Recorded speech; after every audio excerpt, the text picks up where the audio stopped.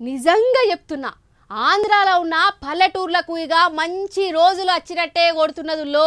మన పవన్ కళ్యాణ్ అన్న ఊర్లే మంత్రి కదా, గదేనుల పంచాయతీరాజ్ శాఖ మంత్రి అయితే పల్లెలు దేశానికి పట్టుగొమ్మలని వెనకట గాంధీ తాత చెప్పే కదా. అగో గా మాటలను ఇప్పుడు నిజం చేసే పెట్టుకున్నాడు పవన్ అన్న. నేనైతే పవన్ అన్న ఫ్యాన్ కాబట్టి గిట్ల చెప్తున్నా. ఏదున్నా నేను ఉన్నదున్నట్టే మాట్లాడతా. ఎంత ఫ్యాన్ అయినా కానీ తమ్ముడు తమ్ముడే, పేకాట పేకాటే. గా గుణమే నాది. పారి పంచాయతీరాజ్ దినోత్సవం నాడు మల్లో మల్క పవన్ అన్న జనం మనసులను ఎట్లా గెలుచుకున్నాడో చూడాలి మరి.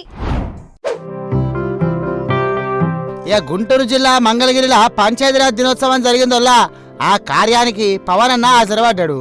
ఇక పవన్ అన్న అచ్చుడితో ఆగ చూడుర్రి ఆడ ఎంత ధూమ్ ధామ్ నడిచిందో.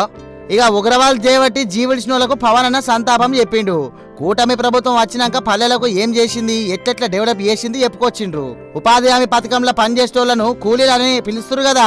ఇక సారొద్దుల సంధి వాళ్ళు ఎందుకు కూలీలు అవుతారు, ఊళ్ళను బాగా చేసే శ్రమికులు వాళ్ళని చెప్పేసి అందుకే ఇదివర సంధి శ్రమికులు అని పిలవాలని పిలుచుకొచ్చిండు. ఇక కార్యక్రమం ఒడిచినాక కావలికి పోయిండు పవన్ అన్న. మధుసూదన్ అనే అన్న ఉగ్రవాదుల చేతిలో జీవిడిచిండు కదా. ఇక అన్న ఆఖరి కార్యానికి పోయి నివాళిచ్చిండు.